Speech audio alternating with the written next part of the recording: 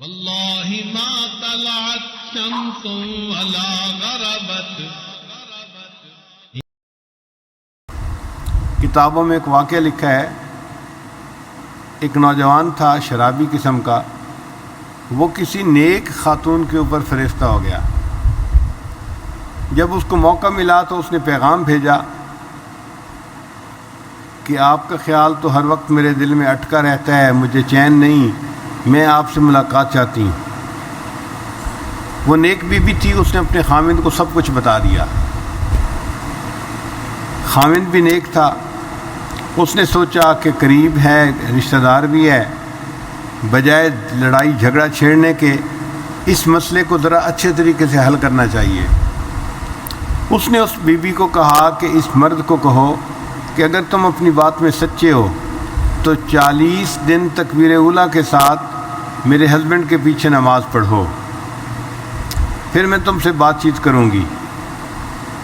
وہ رن تو بڑا خوش ہو گیا کہ بات کا سلسلہ نکل آیا، لیکن جب اس نے 40 دن تکبیر اولیٰ کے ساتھ نماز پڑھی تو اس کے دل میں اللہ تعالیٰ کی محبت ایسی جمی کہ مخلوق کی محبت ہی دل سے نکل گئی۔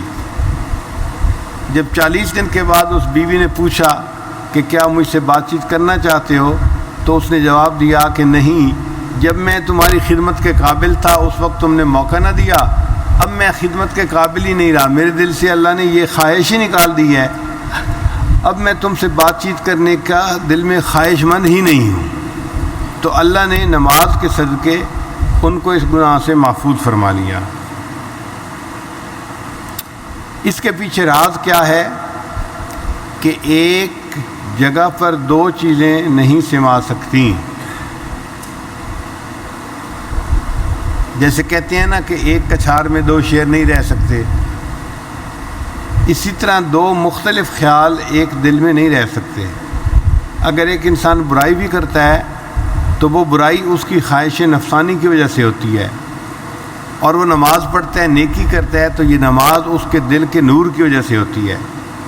اب دل کا شوق اور جذبہ زیادہ قوی ہے بنسبت خواہش نفسانی کے، تو قوی چیز جو ہے وہ کمزور کو ختم کر دیتی ہے اور انسان برائی کو چھوڑ دیتا ہے۔